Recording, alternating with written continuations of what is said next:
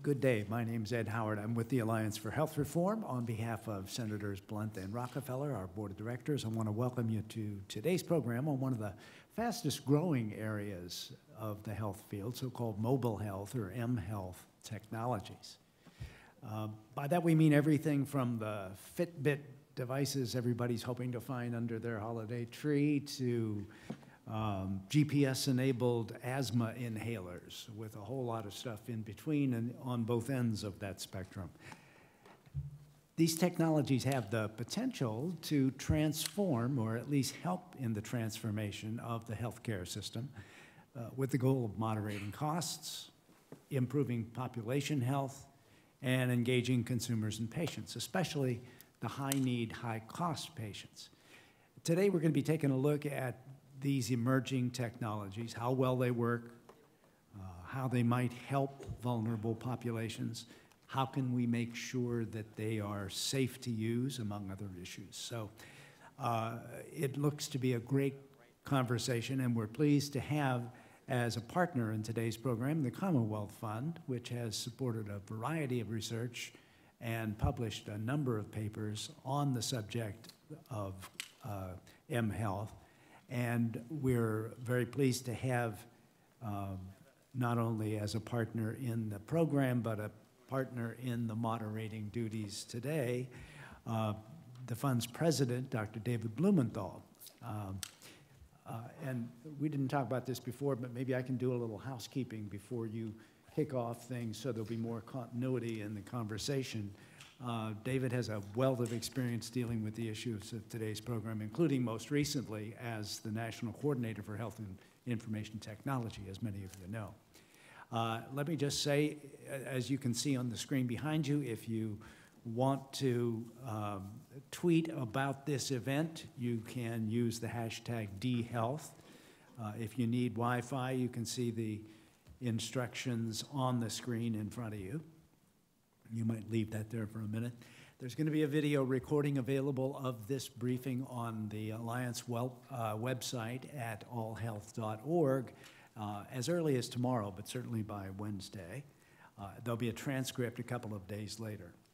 There are also all of the materials that you find in your packets electronically available on the website, as well as links to the full complement of documents that we have only executive summaries for in the name of preserving more trees in your packets. At the appropriate time, you can use the green card in the packet to write a question. It'll be brought forward, or you can use one of the microphones to ask the question orally. And at the end of the briefing, there's a blue evaluation form in your packet that I would appreciate it if you would fill out for our guidance as we try to respond to the needs that you have. And I should say to those of you on congressional staffs, there's a separate section in there that pertains only to your interests, because the Alliance was started initially by Senator Rockefeller as a way to reach and respond to the needs of congressional staff. So we'd very much appreciate your filling that in. Now let me turn to our co-moderator, David Blumenthal. In addition to his moderating duties, David has agreed to help us get started by giving us a broad look at the state of today's digital health, what the outlook is for the near future, what the policy issues that policymakers may need to be alert to are as this new area develops. David? Thank you, Ed. Thanks to the audience for being here on a Monday morning during a lame duck session. It's always great to see so much work continuing to go on.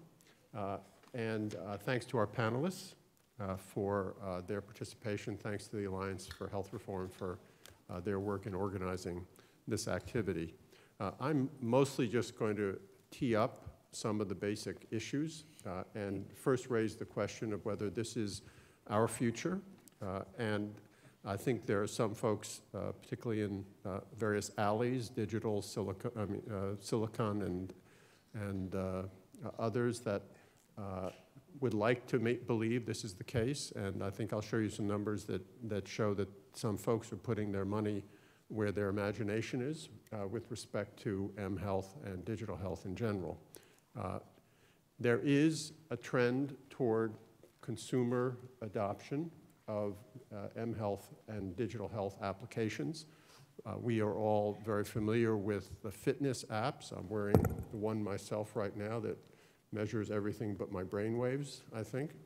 And that would be sort of a hopeless proposition if you tried to find them. There are 46 million US users of health or fitness apps. About 10% of Americans use one or another wearable technology. And a lot of them who use them believe that they're healthy, that they help them become more healthy. And there is more and more use of biosensors of various kinds, mostly still in a fairly experimental mode. But venture capital funding believes in the future of this sector. As you can see, there's been a discontinuous jump in the last year in the amount of venture capital funding flowing into digital health applications. And certainly if you wander around Silicon Valley, you will find a lot of startups that believe that this is in their future. Globally, revenue from mHealth applications is projected to grow very rapidly over the next 3 to 4 years. This is PricewaterhouseCoopers data, and you don't need to be an advanced mathematician to see that if this keeps going, lots and lots of money will be flowing into this sector. A lot of that is going into monitoring. As a physician, I'm all for monitoring, but monitoring is really the way towards something else, and that is toward either behavior change, diagnosis, or treatment. And as you can see, that is not yet as well funded or applied in the digital health era, and I think in the conversation that follows, we'll probably be talking about the different healthcare and also regulatory implications of monitoring as opposed to diagnosis and treatment and the support of clinicians in their decisions around those.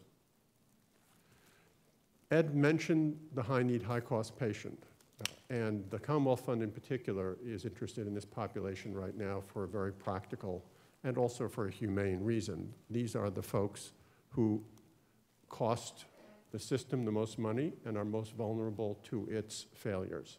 They are disproportionately the victims of safety and quality problems because they have the most contact with the healthcare system, and a contact is an opportunity for risk.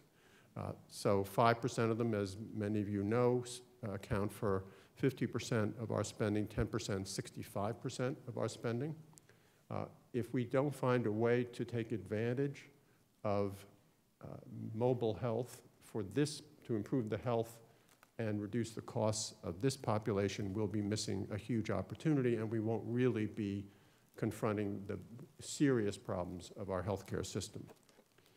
Now, the Veterans Administration in this area, as it has in so many other e-health areas, is beginning to experiment with ways of addressing the problems of their neediest and most costly patients. They are doing telehealth work. They're doing remote monitoring of patients with congestive heart failure. That actually is not a VA project. That is actually a different project. There are new, this is again not VA, but smart pill bottles that track the adherence of patients who take medications to their medications. And we have new mobile mental health opportunities using a technology or a technique called CBT, which is proven effective in managing acute mental health problems and is also seems to be effective remotely using digital applications. Some of the problems that we face in this area, obviously there's no lack of funding in the private sector, but we have an increasingly powerful and widespread electronic health record infrastructure incorporating data from mobile health into those electronic health records and incorporating data from electronic health records into mobile health applications that are available to consumers are both challenges. I'm sure we'll hear from Christine Bechtel about privacy and security issues. They're major. There is a need for evidence that all this very creative, highly promising, conceived application actually works. Physicians in particular, healthcare and other healthcare professionals are going to want to see that evidence before they use this work. We are at just the dawn of big data analytics and understanding what it can do. And then, as a clinician, I am empathetic with clinicians who are struggling. We're struggling even in the paper world to manage the information available to them and the tsunami of data that they will have available to them when the mHealth and digital health worlds are mature is really hard to imagine. So with that, I'm going to say one more thing. The Commonwealth Fund is sponsoring a global health online brainstorming using a network of that is highlighted on this slide. It's available to folks who want to participate. There are 13,500 healthcare professionals around the world who are signed up for the use of this brainstorming application. And the question we're putting to them is, how can we use health IT to support patient and consumer engagement in healthcare more effectively? So this is a global brainstorming innovation health IT activity that's about to begin today and will last a week. So thank you very much, and I'll turn over the... Move that in that direction. Thank you, David, and I should point out there's a flyer describing that project in your packets so that you can follow up and take from it what you can.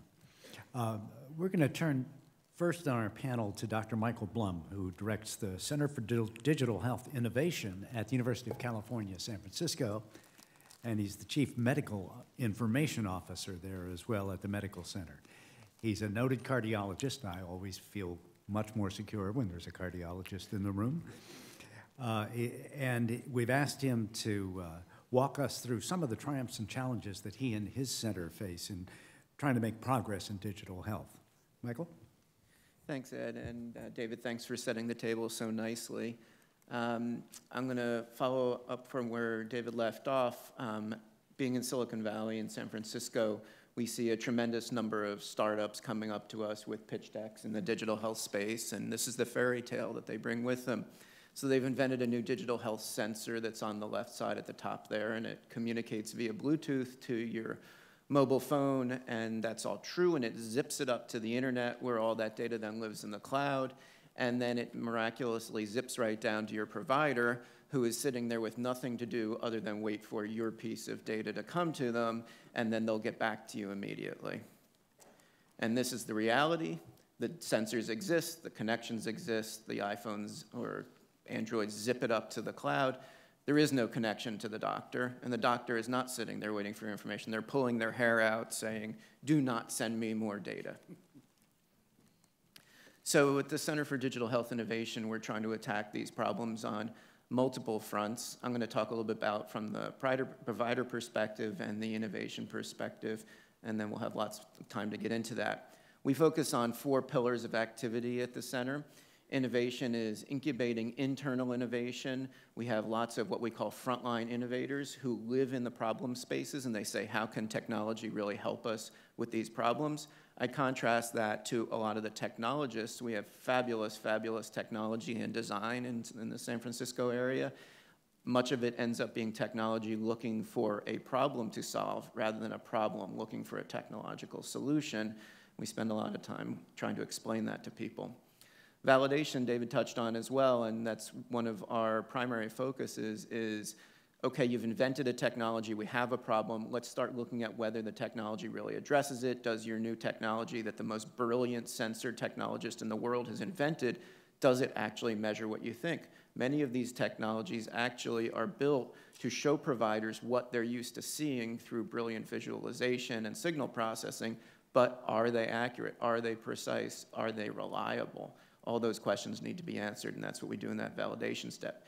Integration is critical as well. That's how we do that last mile problem, getting from the cloud into the clinical processes, into the workflows where the data, even better, the information, the knowledge need to end up to allow the process to provide care for the individual. And lastly, we educate. We educate the community, we educate our next generation of providers, and we educate our faculty and staff about digital health and how to make a difference in digital health. This takes a huge community to do this. My CMIO team, which are the actual people on the pointy edge of these technologies in the clinical space, all the way through, obviously, engineers, researchers. Security is a huge piece of getting this right. Medical educators. We do a lot of licensing out, tech transfer out, and project management, because none of this stuff works without going through rigorous project management. So let me just touch briefly on some of our internal incubations. Don't have time to get into these in detail, but I'll start with CareWeb, which is taking clinical communications into the social world. So clinical communications are currently either paging or cell phone point-to-point communications, but healthcare is very much a team sport. You absolutely need to be communicating with a whole range of caregivers and providers. The patient should be at the center of it. So what we've created is an application, mobile, social, as well as web, that puts the patient at the center. You can think of it as a Facebook and Twitter mashup with the patient at the center of it. There's a wall of all the team-based communications for that patient, and all of the providers can see it to know when their part in this ballet occurs, and the patient and the family can see it to know when they're going to be going home, when they need to do things, when they have tests coming up, and so on. We've been piloting that internally at UCSF for about a year now, and we're working on licensing it out commercially, as well as going to other county and community hospital providers to demonstrate it there as well. Secondly, Tidepool is a type 1 diabetes application. It was a huge problem. You had these kids with type 1 diabetes. They had multiple glucometers. They had insulin infusion pumps. They had continuous blood glucose meters. None of them talked to each other. They all provided data on individual websites, and it was a big morass. All it was data. No one could do anything with it. In your 2 15-minute visits a year, the providers couldn't go through the data. So Tidepool essentially gathers all that data, produces a beautiful visualization that you can look at in real time or retrospectively, and you can actually manage a patient's type 1 diabetes with that. The common scenario there is historically a patient would show up in the doctor's office, the doctor or the extender would look through and say, hey, what happened to you 3 months ago? I see that your glucose was high or it was low. What happened to you then? And no one ever remembers. Now that information gets sent in real time and can be acted upon.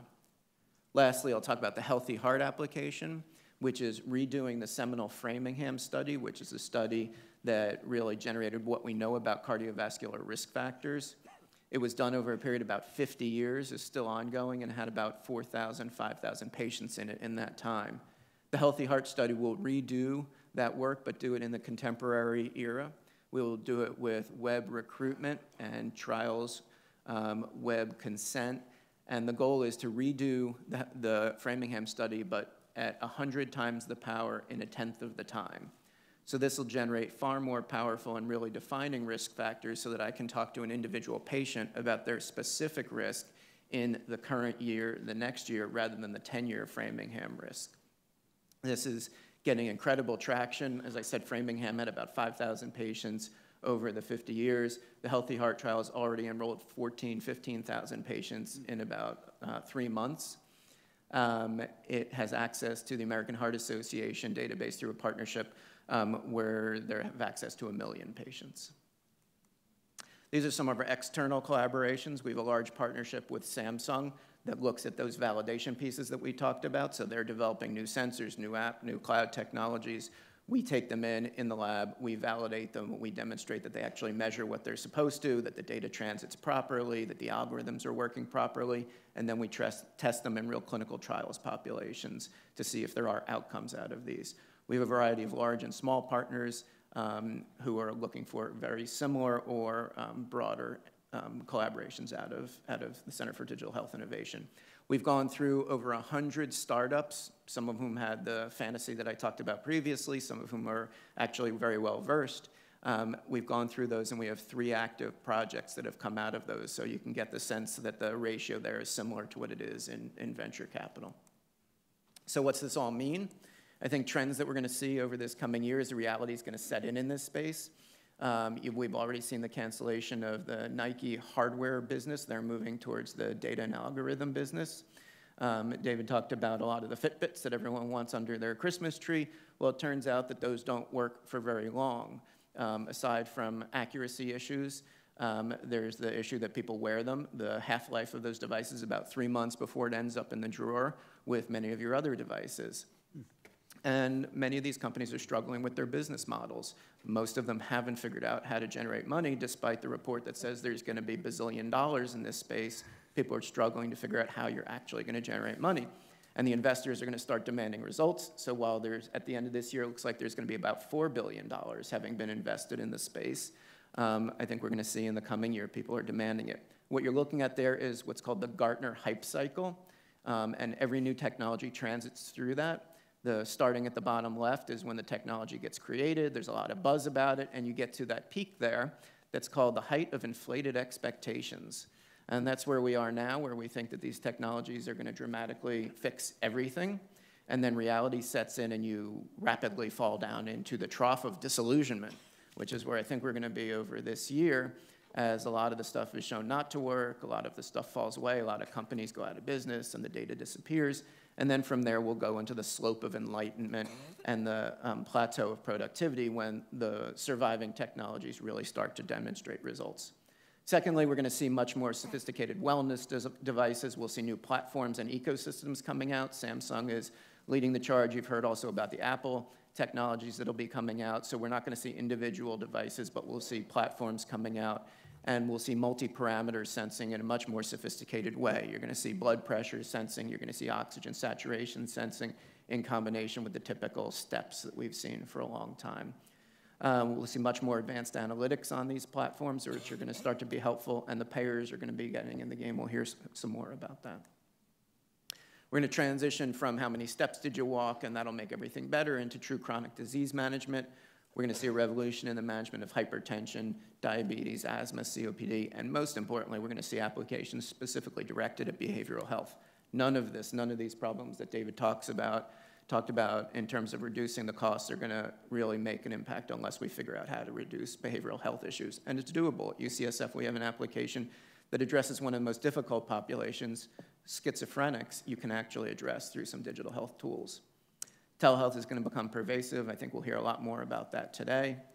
And lastly, we're going to see much more integrated systems. We're going to solve this problem of that last mile, getting the data and the information usefully into the electronic health record, which will help with population health, ACO health. They'll be workflow driven, and we'll see data aggregation. So I have 0 seconds left, and we'll stop there. You can find us at cdhi.ucsf.edu, and there's the Twitter handle. Thanks much. Great, thank you, Michael.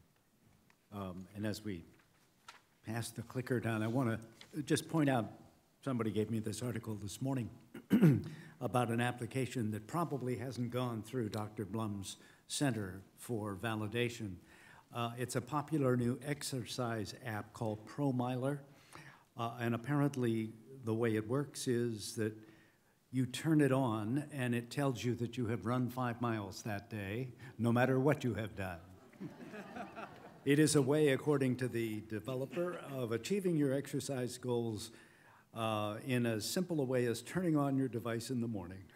So you may want to try to take a look at that one as in the future. In the meantime, we're going to turn to Dr. Andrei Ostrovsky, who's our next panelist. He's the CEO and co-founder of a much more useful application, actually an enterprise called Care at Hand. Care at Hand's a mobile platform that uses observations of caregivers who aren't nurses or physicians to try to avoid unneeded hospitalization.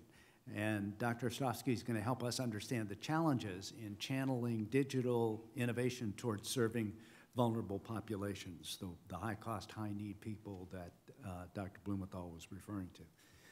Dr. Ostrovsky, thank you for being here this morning. Thank you very much. Thank you. It's really an honor to be sitting at this table.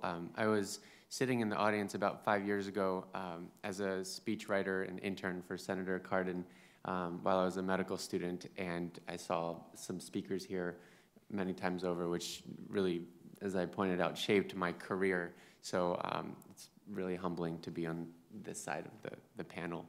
I want to ask the audience a quick question. There's a lot of young people here. Anyone ever used Tinder? If you raised, oh, I guess probably have. So I'm married. I watch my friends use Tinder, just for full disclosure. I have friends in the audience. So Tinder is this app where, I have no equity stake in Tinder, but it's an app where it's fascinating. It's a very simple problem, which is you have people who want to find other people and, hang out with them or whatever. So you turn on this phone and you swipe, and then you either like the people or you don't, and you keep swiping, and it's just like limitless options, and they're all around you, and you just go on dates, and it sounds like fun. And there's this beautiful design, and I don't think you have to charge, I don't think you pay for Tinder. I think it's free. But I think Tinder highlights a really interesting circumstance in digital health, particularly for vulnerable populations. So vulnerable populations, they like to date too, right?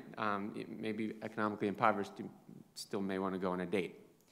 But when you think about access to technology, especially technology that charges a whopping 99 cents, I don't think Tinder does, but a lot of them do, a real problem we face is purchasing power. So a lot of design right now, a lot of brain power in Silicon Valley and in New York and in Boston and in the Midwest and in Austin. So much design is catered towards a consumer-facing business model. And usually that consumer is someone who has a job and can afford to actually buy an iPhone many times. But that consumer typically isn't part of the 5% or so population that Dr. Blumenthal alluded to, which is driving so much of the cost, driving so much of the morbidity, mortality, the suffering that vulnerable populations experience. And so we have this challenge. We have a few challenges, which I'll talk about, but a really big challenge is the financial incentives to create beautiful experiences that solve real problems. A lot of the financial incentives to do so are towards consumers and towards consumers that can pay. The problems that exist that we really should be focusing on exist in very complex healthcare systems with multiple end users where the consumer, the patient, the person is ultimately an end user, but usually they're not buying the software. It's 5 or 6 steps away from the end user. That's who buys the software. It's a provider. It's not even a doctor anymore. It's a doctor's boss. It's a hospital, a health system, a payer. And so when I remember going back to Senator Cardin, reporting all the notes I wrote down, and it wasn't to him that I would speak with the head of, it was my boss I spoke with, and she said, well, what do I need to tell the senator? I was like, it wasn't actually the things that would be in the regulations or legislation is what wouldn't be in the regulations that become so important. And I think oftentimes it's the vulnerable populations and the policies serving them that are often not in the regulations, and that's a really key part to think about. I'm tasking you all to think like designers as you go and advocate or as you go and write legislation. And think about, what about someone who can't purchase an app? What about the complexity of the multiple end users out there? So with that, 3 issues that arise, and there are many more challenges, but they're also, these I think are ripe for opportunities in terms of digital health and the policy landscape and the regulatory landscape that exists or can exist in the future. So one is, I should point out, I'm a physician, right? I'm a doctor. I will be a hospitalist. I will be a nocturnist because I am afraid to work daytime because I have to do care coordination, and I would have probably quit my job a while ago if I had to do that. So I'm a nocturnist. And as a physician, I strongly, strongly think healthcare should be moved away from us. And it's not that we can't practice well. We're very qualified, especially in the US, to practice as physicians. I think a major challenge is that a lot of care delivery and health can be achieved out in the community. And so it's a huge opportunity for technology design to happen catering out to the community and the services provided out there. A major challenge or opportunity is the moving reimbursement model. It's really hard to create a business model when one CMMI initiative is kind of fading out, and so your reimbursement from that is gone, and now you have to go back to fee-for-service as a business model. It's really challenging. Digital health, whatever, like I'm sure I can always find a job somewhere, but the community organizations that are subjected to the whims of grant funding or challenges, coming and going of reimbursement streams, they serve vulnerable populations that depend on sustained service and innovation. And 3 is this evidence gap. So not everything has to have a randomized controlled trial to be effective or to be proven effective. And in fact, I think overemphasis on randomized controlled trials as a precursor to being a standard, it may miss the boat in terms of customizing for a local environment. And so that's where quality improvement and rapid cycle testing come into play, and I'll get to that briefly. So briefly what we do, and it's much less important what we do as a company, and more so our space, but we've basically created smart surveys that predict hospitalizations using the observations of non-clinical workers. So home care workers, community health workers, navigators. There's about, I'll get to this in another slide, but there's about 5 million of those workers out there that are not tapped into. But I'll dive into the first challenge and add a little bit more color to this. So not focusing on doctors. A lot of regulations out there and most of reimbursement is really geared towards what can clinicians do, what can the healthcare system do, when in fact most determinants of health have nothing to do with whether you have access to a physician. Right? Determinants of health have to do with what is your built environment like? Do you have access to healthy nutrition? Are you going to walk outside and get shot? Subtle things like that that have major implications on healthcare and healthcare costs. And so there's a whole world of care delivery and technology creation around long-term supports and services. And LTSS, if you guys don't know that acronym, or HCBS, Home and Community-Based Services, that is, I think, one of the biggest pots of money out there in terms of digital health innovation. So it'd be interesting to see where regulations or legislation emerge on that front. And I highlight this example, and you can refer to it in your slides. This is in January, what reimbursement is going to look like for chronic care management. And just to highlight that as a physician, it's not financially worthwhile to provide chronic care management because you don't get reimbursed enough. So that's where really inexpensive workers come into the picture. I'll skip over this slide just to highlight that $5 million number of non-clinical workers that are really being underutilized. So oftentimes they're in the home, they're interacting with the consumer, and they miss the fact that the consumer can't put on their slipper anymore. They don't realize it's acute on chronic heart failure, and they're destined to go to the ED. Wouldn't it be nice if there's a way to pick that up? So that's all our technology does. And what we do is a variation on a theme, right? A lot of other people are taking similar approaches. I think it's really key to differentiate yourselves, and I don't want to disillusion everyone to say, we're the only ones out there doing this thing, right? The key is making sure there's an environment to support innovation and rapid cycle testing and letting really the best technologies bubble to the top. The other key pain point I highlight is that kind of moving business model. So I find that a lot of grants and a lot of challenges, they create this funding bolus. There's a lot of investment of personnel and opportunity cost, especially amongst community organizations, but just anyone participating, let's say, in a CMMI initiative. And then if the funding goes away, what happens next? There's what I think is emerging is potentially kind of a lot of organizations that are going to be potentially worse off than when they started. Wouldn't it be nice if getting defunded was actually a productive endeavor, where even if you lost funding through a grant or a challenge, you were left with the capacity to do rapid cycle testing and quality improvement, a skill set that could carry on moving on regardless of what grant funding were available. So I think that's a theme as new regulations or policies created to think about, is there a role for requiring that quality improvement be demonstrated in any regulation or grant funding that's emerging? And then finally, I'll finish with highlighting this gap between randomized controlled trials and evidence-based practice and what oftentimes is the case, which is there is no evidence for an innovation. And a really nice way to fill that gap is, again, with rapid cycle testing. And the opportunity here is if we were to encourage the startup community to partner with providers, payers, patients, to together take quality improvement as a theme for piloting, that may be a way to very efficiently, at least in a local microsystem, validate or invalidate very promptly. Now, if that were productive, you could then publish that research, which separate discussion around publishing quality improvement data. But I think those are kind of three realms that could be productive moving forward. Okay, thanks very much.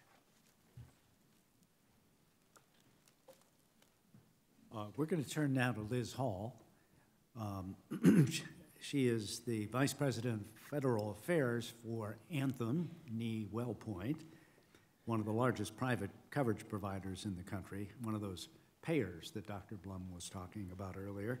She's going to share the perspective of such a major carrier as it decides which mobile technologies to develop or obtain for their millions of members and how best to deploy them. Liz, welcome back. Thank you so much for inviting me back to talk with you all today. The Alliance is a long time partner and friend and part of the family from when I was also on the Hill. So it's always fun to be on this side as opposed to that side. I'm going to talk just briefly about Anthem, where we are, just to give you a sense of who we cover. I'm going to talk a little bit about some of the technology that we have invested in, including Live Health Online, which is in the slides, why we've made some of the investments that we've made, and then some of the barriers that we foresee, because I would not be a good advocate if I didn't talk about barriers. First and foremost, we did just change our corporate name from WellPoint to Anthem officially last week, so I may slip up. I wish there was a buzzer. You could help me learn, get used to it faster. But the nice thing about having Anthem Inc. be our corporate name is it does align a little bit better with the names of the businesses by which we serve our customers. So first and foremost, we are the largest individual and national health insurer in the country, doing business primarily as Anthem Blue Cross or Anthem Blue Cross and Blue Shield in 12 states. We're also Empire Blue Cross and Blue Shield in the state of New York, and we are Blue Cross Blue Shield of Georgia, obviously in the state of Georgia.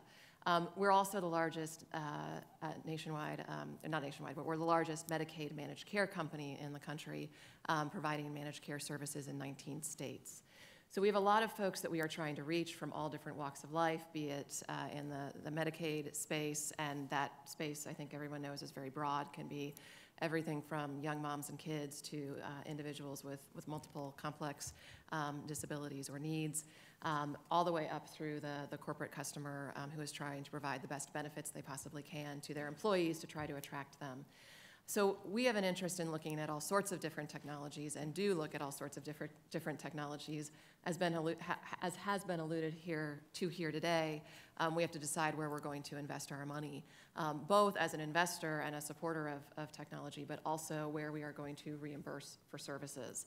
And one of the things that I'll talk about today is both where we have made an investment as well as where we are offering reimbursement, which is our Live Health Online technology. We have looked at lots of the mobile devices, looking at the trackers, looking at other ways that we can enrich the data and information that we have to help providers provide better care to our members and continue to look at those opportunities. So what is Live Health Online? It is an online way to see a physician. 24/7, 365 days a year. You can go online on your iPhone, on your iPad, on your Android, on your home computer, as long as it's appropriately equipped, to see a physician. We've tried to make it look exactly as much like a physical physician visit as possible.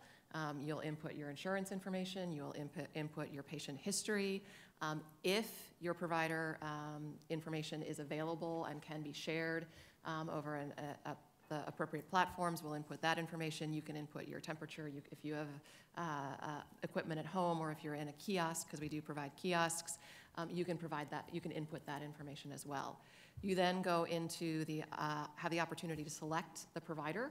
All of the providers are licensed where you are located, as required by state law. And you can select which one you want to see.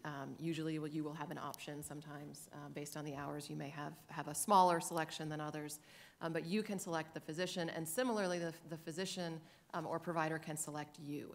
They will look at why you are calling today, what your complaint is, and they will decide whether they're going to take the call or not, whether it's appropriate to take that call via telehealth. This is available in most states. There are some states where you cannot access a provider, where you must have an in-person visit to, quote unquote, establish a relationship. So by state law or regulation, in a few states you cannot access this service. And in most states, the physician can prescribe Again, there are some states whose regulations and laws will prevent a physician from prescribing online without having an in-person visit first. So this is barrier number one that I'll come to in a minute. But in many states, the physician can prescribe. Again, it is at the physician's discretion, and we want the physician to do the right thing for the patient. So if the physician does not feel like they have enough information or the right information to prescribe, they will not. The next slide just gives you a couple of pictures of what it can look like, again, if you're accessing it from your personal device. It is audio and video. That's another thing that was very important to us in deciding to offer this to our members. It is a full benefit, fully reimbursed benefit for all of our fully insured members. It is available in some of our states for Medicaid, depending on our arrangements with the states, and we are making it available in some of our states to our Medicare Advantage beneficiaries as an extra benefit. It is not part of the base benefit, so it is, depending on how we have bid in an area, available as an extra benefit. So that is what we are offering, where we are offering it. The reason that we were really interested, why we made, again, both an investment in this product as well as why we're reimbursing for it, is for all the reasons that we all want to improve healthcare, starting with access. A lot of times we talk about telehealth or we talk about access as a rural issue. It is an urban issue as much as it is a rural issue, being able to access a provider in the right setting when you need to access a provider. I think we all know, for another reason, for cost reason, that it is less expensive to treat someone in the physician's office. Next step would be in a doc in the box, as you would describe them, a CVS, a Walmart, a Walgreens type of setting. Then you would progress to an urgent care center, and then you would progress to an ER. We want to provide service. We want to make sure that our members can get access to a physician when they need access to a physician. And in many places in the country, it's difficult to get access, particularly same-day access to a provider. Live Health Online provides that access. There's obviously a quality component here as well. If you can get access to a provider, if you don't let something wait, hopefully you can have a very high-quality encounter. There's also the ability to have a recurring encounter. So oftentimes, Live Health Online can be used for mental health services in some of our contracts with Medicaid agencies. So depending on how you want to use it, how you can use it, you can make appointments on Live Health Online. We're really trying to provide quality encounters for members. And then there's a convenience aspect. There's a convenience aspect both for patients as well as for providers. We talk about physician shortages. There's actually an article in the USA Today, I think it was today, that talks about rural hospitals and doctor shortages and providing care out where you need to get them. One of the fastest uptake amongst providers of joining the network for Live Health Online are actually moms who went to stay home with kids and are able to practice during school hours or during hours when kids are in bed, asleep, et cetera. They can actually choose when they want to go online. They can go online anytime. They can say, I'm going to go online, I'm going to be available for the next hour, the next half hour. They can schedule as well as take just dial-up calls. So there is a true convenience both for the patient as well as for the provider. I think I talked about barriers just briefly. One of the barriers is this definitional piece. There is a complex patchwork in the states. Some states will full out, California is a good example, will full out allow a physician to establish a relationship, to prescribe, to treat at their discretion. Other states are much more restrictive, and so one of the things that we have had to do is really work through and, number one, figure out what is allowed in a state, because it's not always clear when you look at the regulations, what's on the books, but also help make sure that providers are aware and are comfortable. There are a lot of providers who say that they would provide care through telehealth, but they are not sure what's allowed. They have questions. They don't want to put themselves in a difficult position. So that is one of the key barriers, definition and how you use it. I will say that the Federation of State Medical Boards has put forward updated guidance that is really great guidance from our perspective. I think includes all of the key protections, again, from our perspective for consumers, for providers, that we encourage states to take a look at. Reimbursement is often a barrier for telehealth. Again, we are providing this as a reimbursed service, but if you look in the Medicare program, telehealth is not reimbursed unless you are in an originating site as a patient and you are in another physical site as a provider, and so that does interfere in the uptake of telehealth.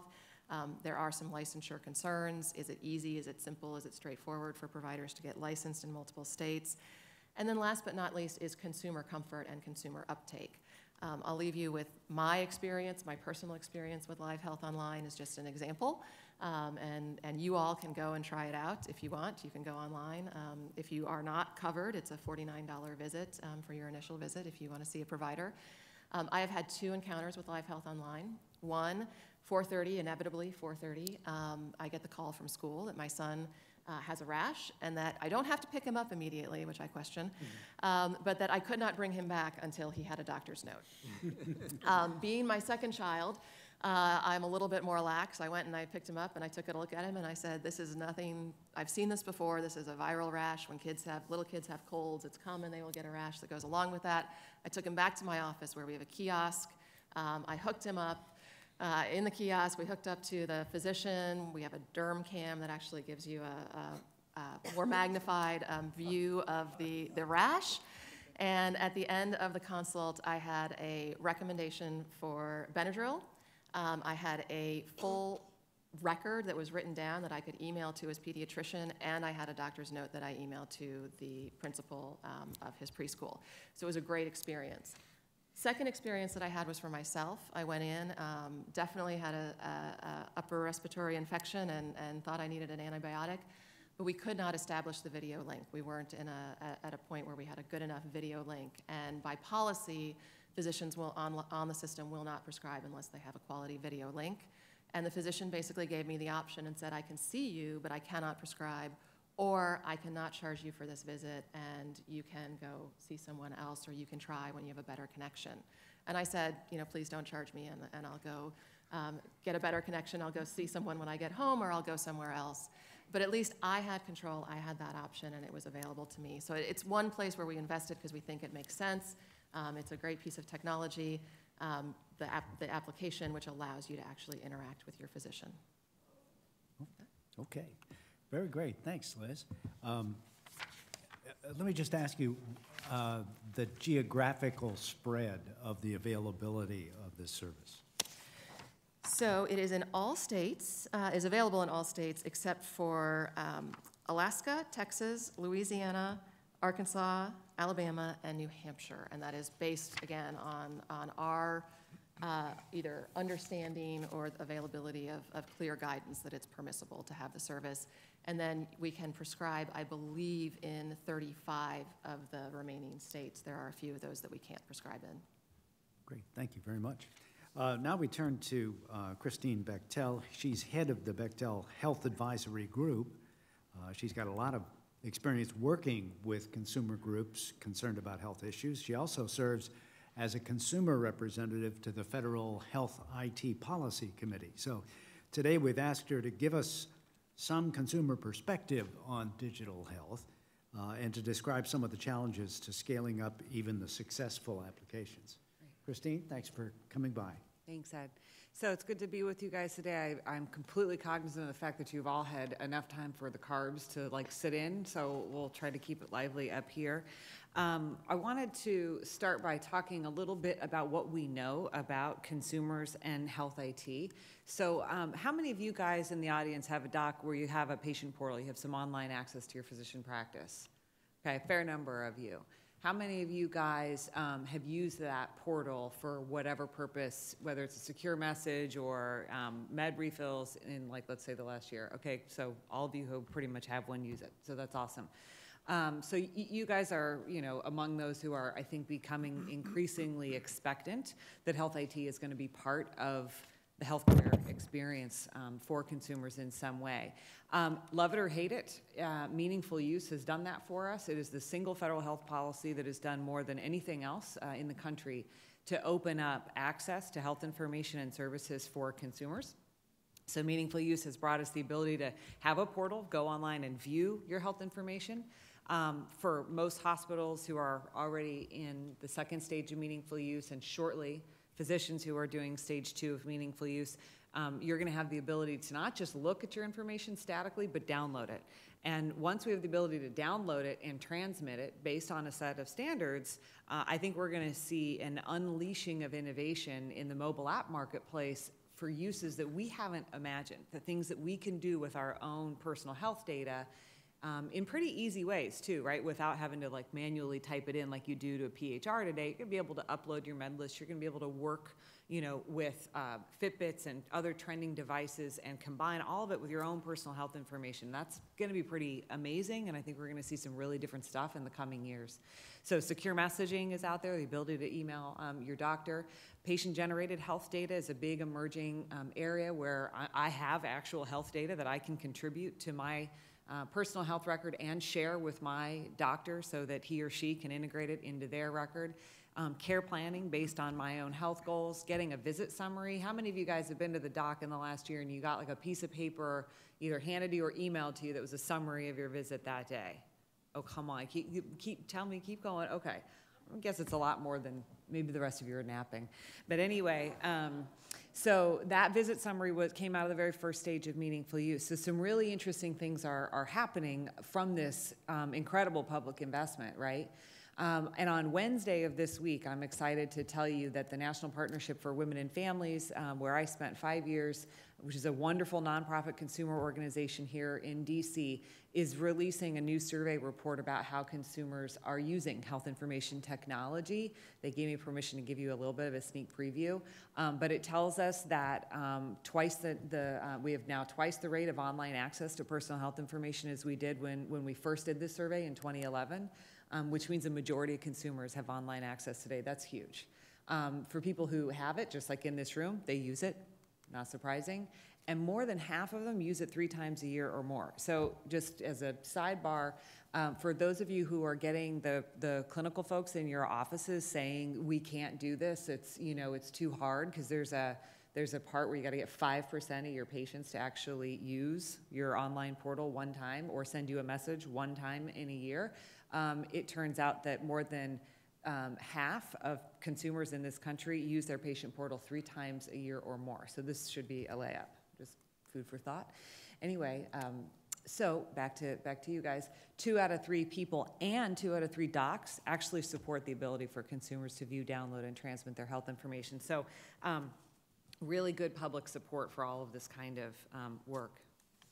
Okay, so meanwhile, you have all these really interesting trends happening in healthcare, even beyond the ability to go online and view and soon download your health information. So Liz talked about live health online. I'm going to talk about that in a second.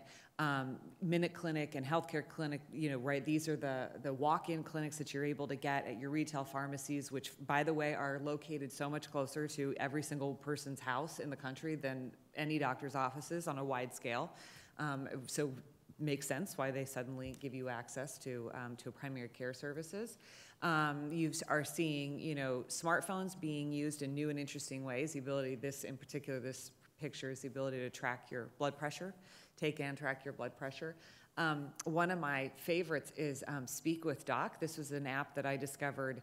I had been asked to do a talk similar to today, and it was about how consumers select a physician. And so I thought, well, my primary care physician is completely crappy, and despite the fact that they're a level 3 qualified medical home and they have an EHR, I want to find a new one, so I might as well be the test case. I couldn't actually find a doctor the way I wanted to in that case, which would be using performance data along with robust patient experience, but nonetheless, that's a whole nother talk. I did find this app instead. I had an experience with my primary care practice where it was maybe a year or so prior. I got really sick. I had the flu. I had a very simple question. I called them up, talked to the receptionist. It's like the game of telephone. The message gets relayed. My question was this. I'm taking NyQuil at night. It's the old kind with the Sudafed because I stockpiled it. And I want to know if I could take a half of Ambien or if that'll kill me, right? Because the NyQuil keeps me up. That was the question. It took them 3 phone calls to get any kind of an answer, and actually they never got the question right in the first place. It was always like they get 2 out of the 3 variables, but never all 3 together. And it was really fun permutations of this question that they answered, but whatever. Did you take the Ambien and the NyQuil together? I did, actually, right. yeah, but they made me go to the office. They said, you haven't been here in more than 6 months. 6 months. So if you want an answer to this question, you have to physically come down here. And so I marched myself down there. And they said, well, look, we just don't sit around waiting for patients to call us all day long. And I thought, oh, good Lord. So I found this app, and for free, I can text a doctor, or I hope they're a doctor. Oh, no. But it's free. And so I used it. And laying in bed on a Sunday morning, I'll be darned if I did not pose that same exact question that took me 3 phone calls and an office visit, exposed me to all kinds of germs in the waiting room and all other people, me being super germy, whatever. But it took me less than 20 minutes to get an answer, and that included a 10-minute break because the doctor was driving and didn't want to text while driving. Fantastic. And got me a clinically much more robust sound process. I mean, they asked questions that my doctor in person didn't even ask me that I thought were like really smart, which led to things like, do you have an Ambien addiction? How often do you take it? No, my doc never asked me. So anyway, whatever, I digress. Live Health Online, I decided, well, since I'm doing this panel and I happen to have a finger injury, maybe I should check it out. So I checked it out, laid in bed yesterday, Sunday morning, got myself a doctor on the internet, and for $49, I had a good visit, right? So the point of all this being, and I'm not an Anthem member, but $49 on a Sunday to get a real doctor and who's like at least wearing a lab coat, and I think Liz is vetted. In their kitchen. Yeah, right. Oh, she looked like she was in an office, I was like in, like my headboard back here. I'm like, hey, whatever. So anyway, point being, these are the trends that are coming up, right? So if we're not careful, our traditional ways of accessing the healthcare system, which are horribly largely inconvenient for consumers, are going to be really impacted by this. Why is the question, right? Well, I mean, aside from the fact that healthcare is kind of inconvenient. So we're opening up access in new ways. And, dare we say, like maybe we are finally, we have this habit, we ask patients and families to try to jam their life into healthcare, right? Because healthcare operates during the times that I work. And when I'm off on my lunch break, they're closed. I mean, right, so I have to try to rejigger my world to get in and see my physician. And so here we are with mobile platforms and non-traditional hours and portals and video links and telemedicine. So things are really changing, and they're going to apply some interesting pressure. Second, price transparency. I have a high deductible health plan. I'm doing this as another consumer experiment, and it's very interesting what you pay attention to when you have to pay for it out of pocket. And by the way, how much care you delay, even though when you shouldn't, right? So price transparency, I know that I can go to Minute Clinic or the Walgreens equivalent and for most services pay somewhere between $79 and $99 and I'm out the door.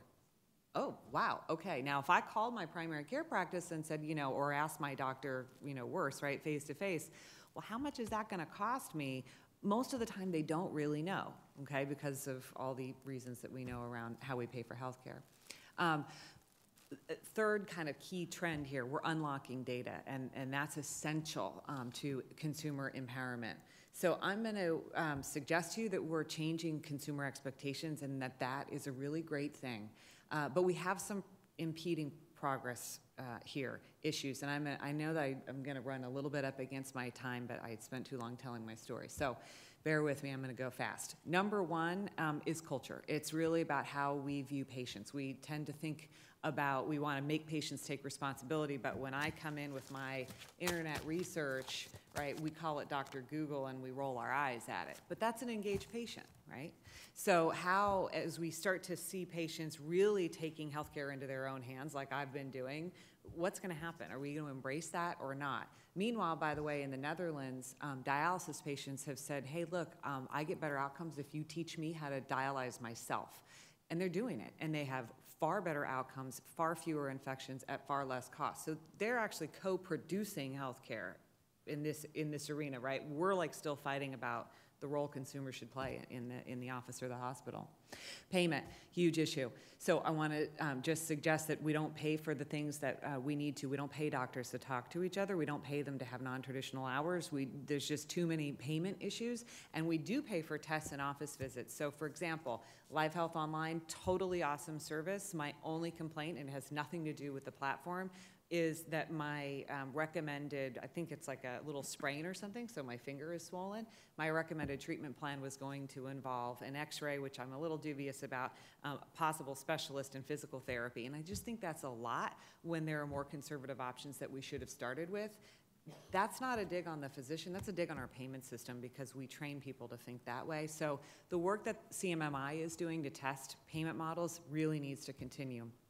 Workflow, you heard a lot about that from Michael and from David today about the clinician's workflow. We need to think about patients' workflow as well, and how do we make bringing all this data together and integrating it into the clinical workflow easy for both sides. So the REC program, which is being unfunded going forward, but needs to find a way to still provide support to physician practices and small hospitals. Meaningful use is another really good policy lever in this area.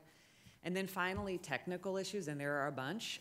So standards, particularly for devices, so that you can have a device connect to a clinical electronic health record, but have it connect in a way that doesn't make it so it's an avalanche of data that the provider has to sift through, but really allows the meaning to rise to the top, which is what we hope, I think, the standards and certification program through meaningful use could be able to do. Connecting to community resources, privacy, David mentioned that early on. It turns out that all of these apps that we have, the mobile apps and the fitness apps, they're not covered by HIPAA. So we have to be very careful about how they're used and what consumers understand. They are accountable under the Fair Trade Commission, which looks at deceptive trade practices. So if you tell me you're going to protect my privacy and you fail to do so, then the FTC has a regulatory framework to pursue that. But it relies on people to say that and actually voluntarily commit that they're not going to reuse my data. So anyway, that's a big thing. And then this idea of data aggregation. If you look at my experience with Speak with Doc and Live Health Online, I've generated data sets that my healthcare provider will never know about unless I have a way to share it with them, and I need to make sure that the way I share it with them is easy for them to ingest and act upon. Otherwise, we're going to continue to have huge silos in healthcare information. So as we think about this healthcare revolution, I'll just leave you with my one question here, which is if you build it, will they come? If you build it for them, right? I think we learned from policymakers during the HMO debacle that maybe that wasn't such a great idea, but if you build it with them, then they'll already be there. So, and you'll get there faster. Thanks. Great, thanks very much, Christine. It's time now for you to join the conversation. As I mentioned, you can either write a question on a green card or come to a microphone. If you do come to the microphone, we'd ask you to identify yourself and keep your question as brief as you can. And if I could take the prerogative of the guy with the microphone in front of him, let me just go back to the references that Dr. Blum and others have made to the question of evidence. There is several pieces actually in the materials that raise this question about the extent to which digital health applications really are evidence-based. One of them, David Shaywitz, says that it's not unreasonable to presume that digital health gadgets are, at best, amusing wellness devices, well-utainment until proven otherwise. And I wonder, when you're talking about the validation phase that you go through, how rigorous is that? How big is it? How extensive? So we look at validation of these devices as a three-phase process. The first is, and the answer to part of your question is, it's completely rigorous. It's the same rigor we use for all clinical processes and clinical trials. So the first is, does the device actually measure or do what it's purported to do? And does it do it within a level of precision and accuracy that clinicians would expect or consumers would expect if it's a pure consumer device? So that's the first step. The second step is, and that's usually done in healthy volunteers just to get the measurement piece down, because most of these are developed in a lab somewhere or in an engineering house without access to the clinical material. So we do it with individuals usually healthy. The second step is, okay, now in the patient population or in the wellness population that they're looking at, does it still generate those same results in the real world, in real life? If it passes both of those gates, then the third step is, okay, now let's look at that over a period of time and see if any value accrues to the individual, to the system, out of using this device. And all of those are done in varying size samples and so on, as clinical trials should be done with that level of rigor. And they all go through our subjects protection program to make sure that everyone is protected as they go through that. Okay. Andre? Along those lines, what about technology that is part of process redesign? What about a technology that is part of a quality improvement initiative? Where does that fit into the three-step model you guys have? So we wouldn't bring anything into a quality improvement initiative until we were comfortable that the technology itself was working. So once it's got through the gate of it measures what it's supposed to be measuring, then it could be used in the process of quality improvement. If it's a new process that's never been seen before, we would still go through our CHR for human subjects protection. But if it's just a quality improvement new process, it doesn't need to go through that entire process. Thanks. Yeah, go ahead, Blum. So just one thing to add to that is when we look at a technology and we think about, are we going to, reimburse for this? It's very different than, are we going to make an investment in a technology? It is, are we actually going to cover it? Are we actually going to reimburse for it? And we have to look at what do we think it's going to do on the overall cost of care. Not every technology is going to potentially help to keep it flat or reduce the growth in the cost of care. And so we took a strong look. There's actuarial evidence behind Live Health Online.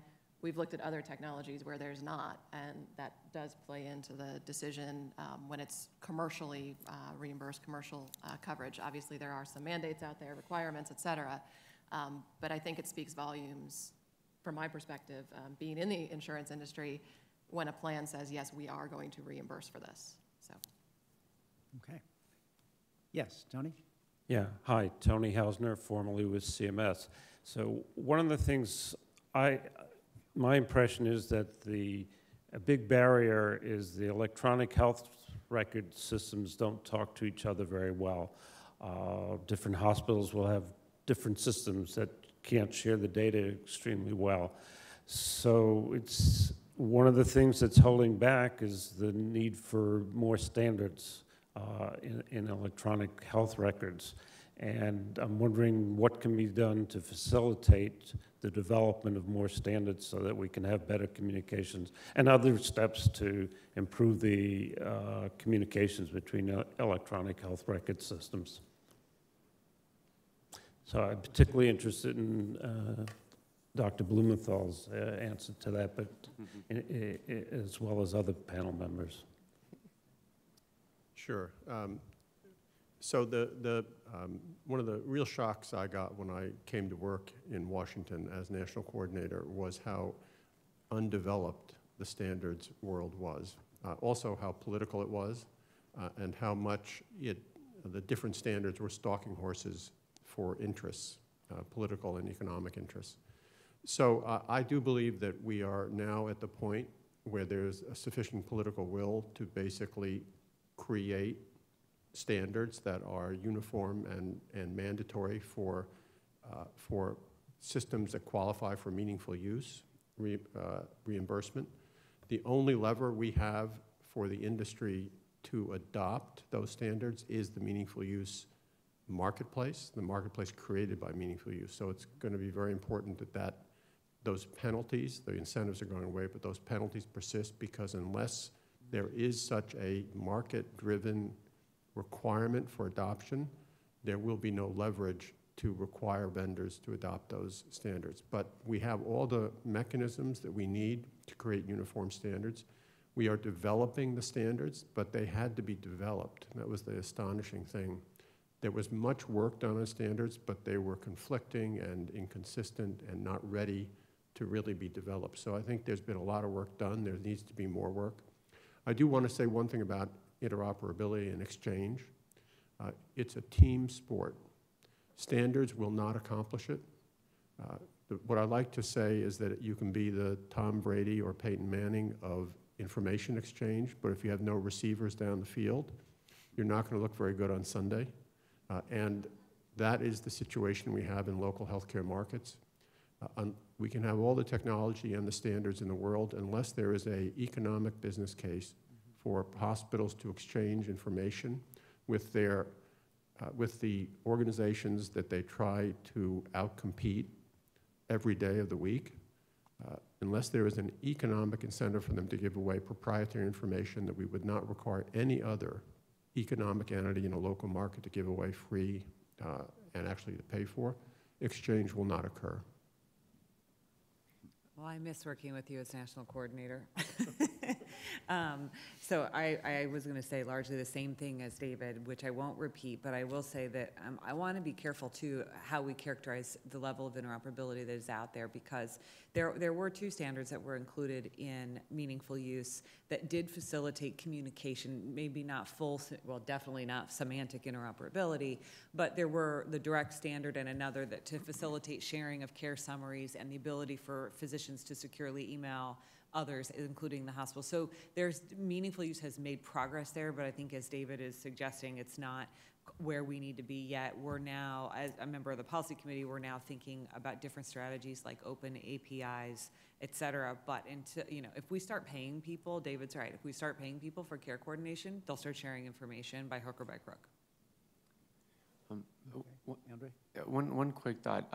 So meaningful use emerged because of stimulus dollars, and they were deployed very quickly, and so the implementation was not, it wasn't a nice, slow, methodical, perfectly designed thing. It was, we've got it, the money, let's do it. And I think given the circumstances, it was implemented relatively well. Now there's another standards creation opportunity, which is, as I alluded to, long-term supports and services through the TEFT funding.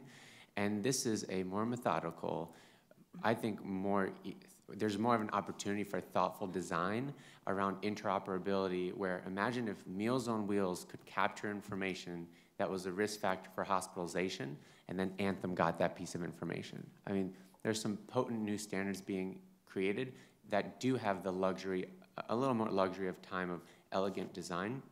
So I think that's an opportunity where some of the mistakes and successes of meaningful use can be, hopefully the mistakes won't be translated, but lessons learned translated into long-term supports and services. So I would just quickly add to this, because this is a great discussion, but you could spend an hour and a half talking about this alone. I agree, great progress so far, but there's tremendous risk for unintended consequences. It's relatively obvious that if the next doctor knows what the previous doctor or provider knew, that patients will get better care just because the information, no question. But some of the unintended consequences can actually detract from that. So for instance, the direct communications, each individual provider who's at multiple different addresses, multiple different provider organizations will have a different direct address for each of those. Okay, so how are you supposed to know which one to send to? When you're sending a referral out, you proactively say, oh, I think this person's going to go to that doctor, and then that doctor in their direct mailbox gets this referral information, having never seen the patient and maybe never will see the patient. So you're getting this tremendous influx of information that the providers need to know what to do with, and they have this general sense of concern that now this additional information, sometimes on their patients, sometimes not on their patients, is now in their possession. They're supposed to do something with it. And they're already, as we said, a little busy trying to figure out what to do with information that they're getting.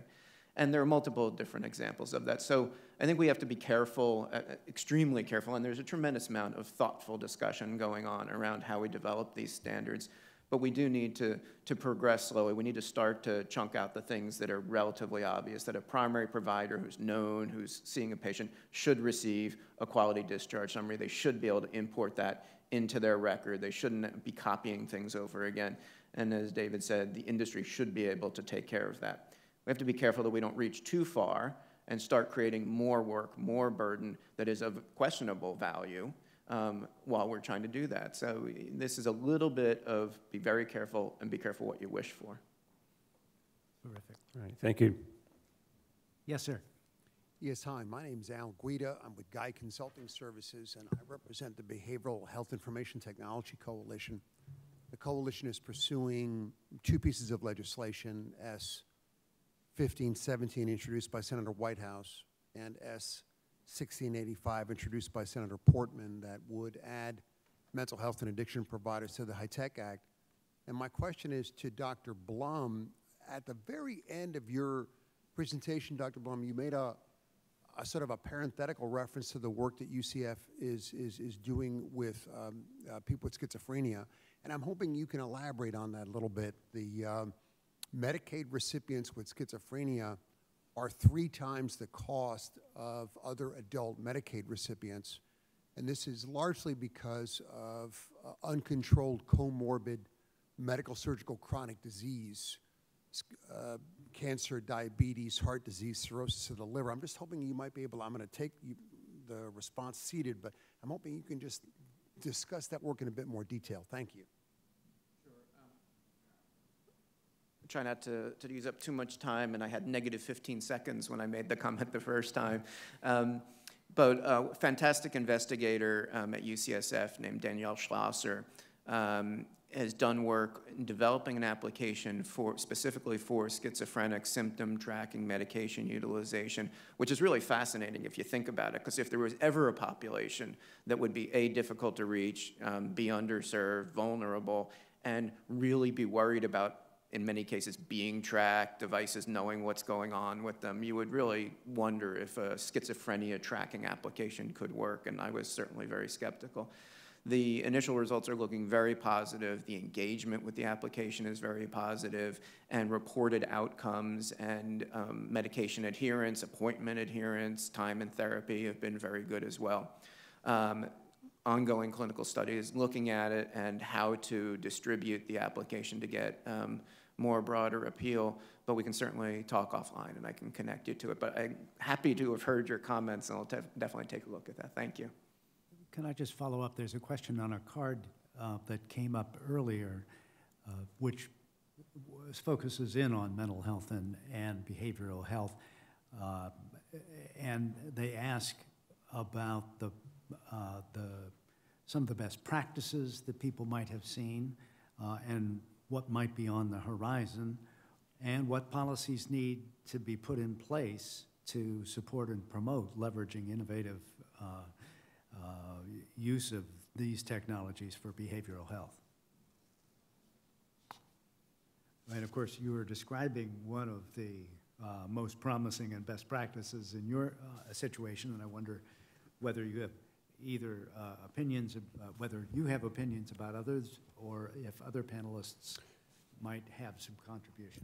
Ed, just without, we don't have time to get into, I think, the details of behavioral health IT, but if you have total responsibility for the health of patients, the way accountable care organizations do, the way health managed care plans often do, then you become focused like a laser on behavioral health issues, and you will look for the best possible way and the most cost-effective way to handle those problems. And I think it's in that context that these applications are going to occur and be used most effectively. Until we get a accountable payment, a system that emphasizes accountability, we're never going to get the emphasis we need and the investment we need in orphan services. And I hate, my wife's a psychiatrist, so I can talk, I think, with some credibility about what an orphan disease mental health often is. It is not, it doesn't get the same, it took years and years to get parity legislation and so on. So I think that's in some ways, the permissive policy change that we need to get mental health the attention it deserves. I think there's also stigma that makes it even more difficult. If you look at, we were just talking about mobility of the records and mobility of the data, the only provider notes in California that are required to be held confidentially and not transmitted are ongoing behavioral therapy notes, aside from things like STDs, STIs, and so on. But we talk about moving the data and making it available to others to do ongoing therapy. You wouldn't even know that a patient was having ongoing issues. So I agree with David's comments, but somehow if we're really going to make dents in this, we've got to remove some of the social stigma attached to it as well. Liz? I would say another reason, I'm Dr. Caroline Poplin, I'm a general internist. One of the reasons mental health is underserved is because it's expensive. You have to deal directly with the patient over some time. You can't just say, here's a prescription for an antibiotic. Call me if you don't feel better. My question was about the other end of the spectrum, especially given the last speaker who was able to access a doctor anytime, anywhere, for anything. I used to take call at Bethesda Naval Hospital, where when I was on call, I was responsible for the whole outpatient, but the Bethesda patient panel. And people complete strangers would call me up at all times of the night with some difficult questions, with some easy questions. It was very difficult. Of course, I didn't get paid extra. It was part of my job. But how do you reimburse physicians for this kind of thing? And are we bringing the worried well into the system and overwhelming? We want to focus on the 5% that cause 50% of the expenses, not the patient population, somebody with a cold who calls at 11 o'clock at night.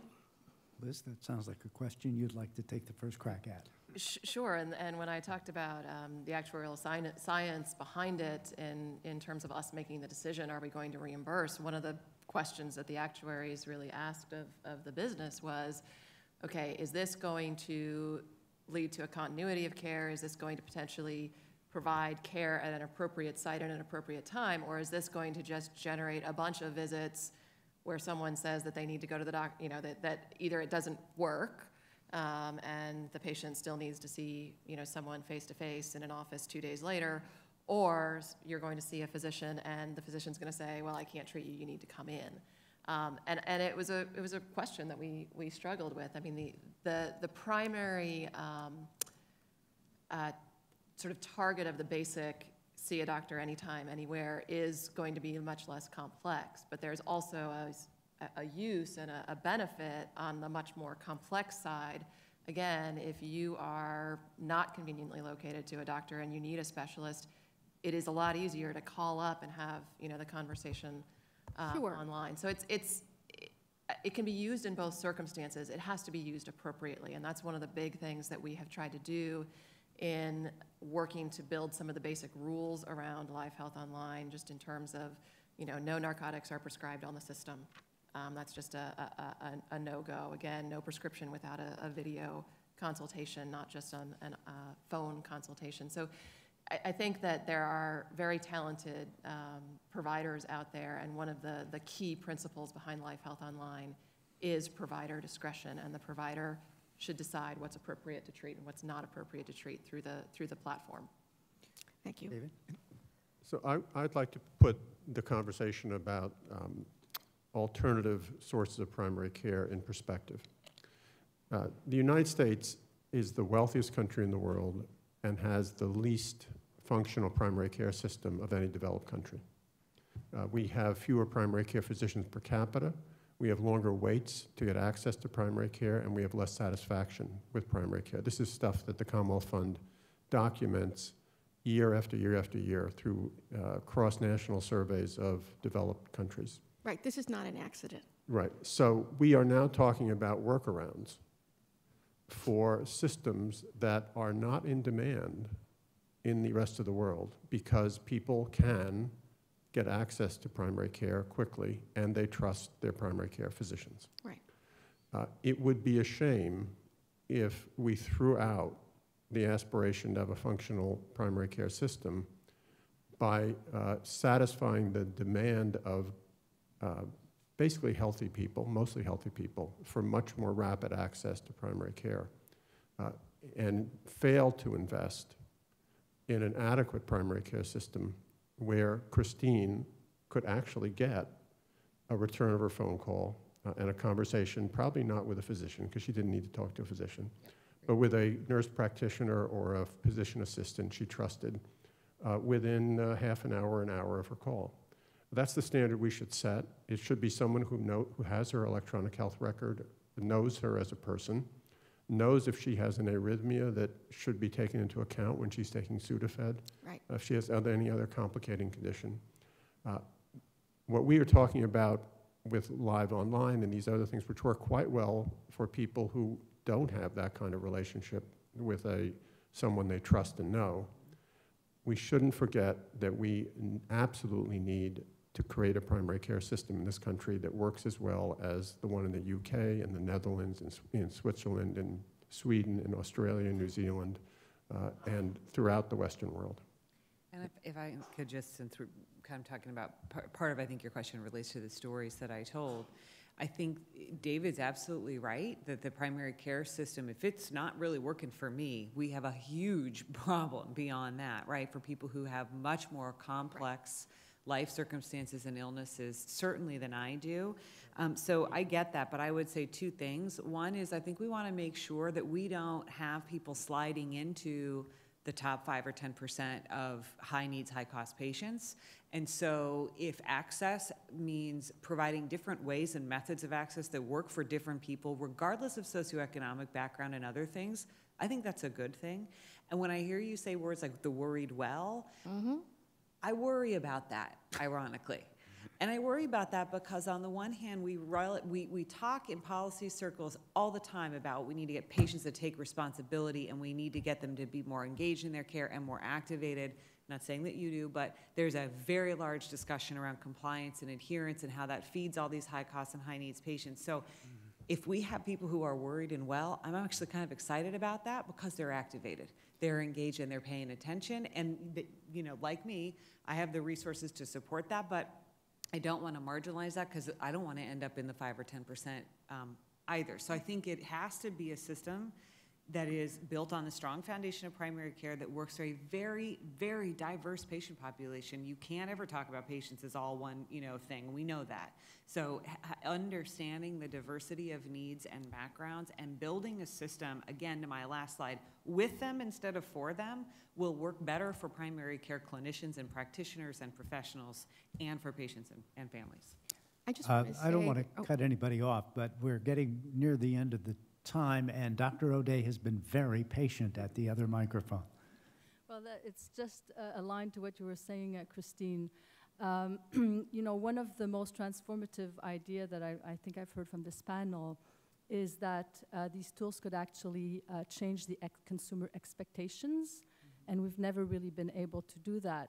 But then my question is, you know, we've heard a lot of examples of how tools are, you know, aimed or at consumers that know already what to do and they're just looking for something to help their lives. So how do you connect the 5% to the developers of tools so that in the end it's not if we build it will they come, but if we build it we will come.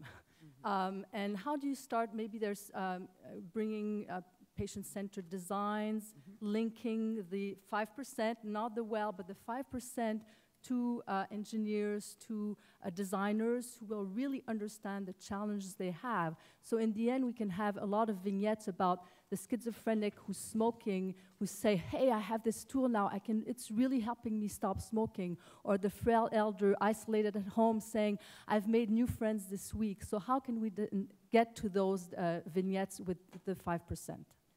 So I agree, and I think you're right to focus on how do we create partnerships in the design of those tools, applications, but even also workflows for clinicians as well. How do we create partnerships between consumers and the co-creators of the system so that we're really creating together? And I think I would say two very quick things. One is we can do that almost informally, a market-based solution. You know, hey, Andre, when you guys built Care at Hand, did you, have consumers and involve them and where in your process and what was that like? That's great.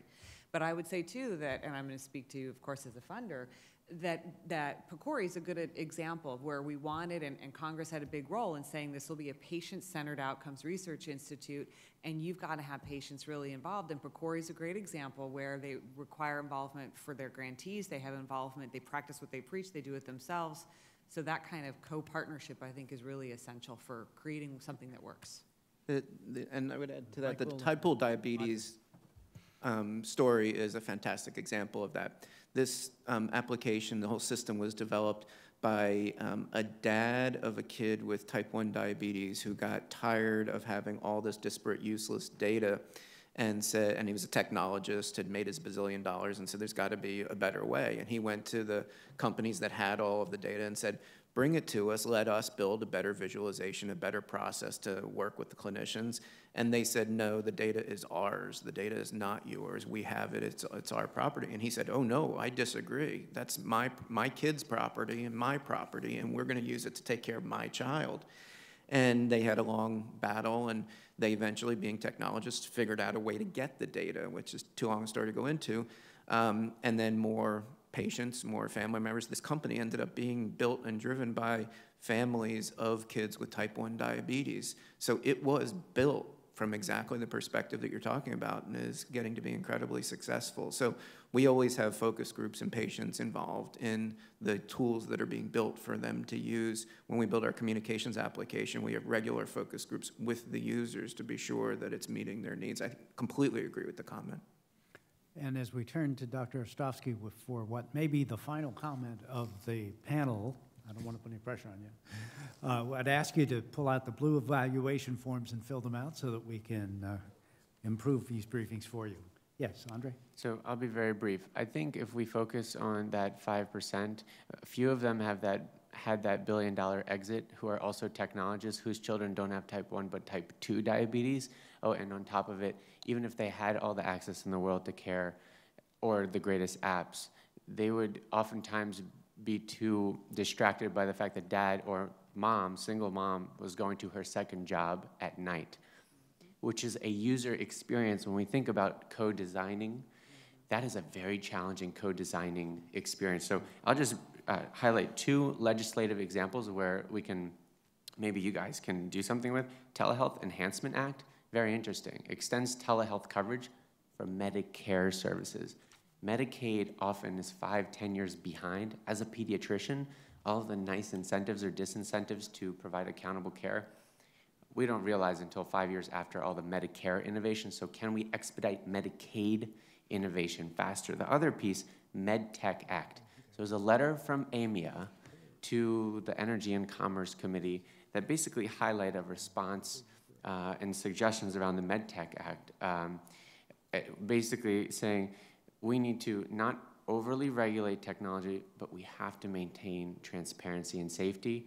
And I leave that difficult balance to you guys and the regulators, but I as a technologist, we have to be transparent and accountable, but being overly regulated may preclude me from starting this great company and just go apply for a job at a payer, which I would love, but maybe not as quickly discover value. So you could apply for a job with me if you want.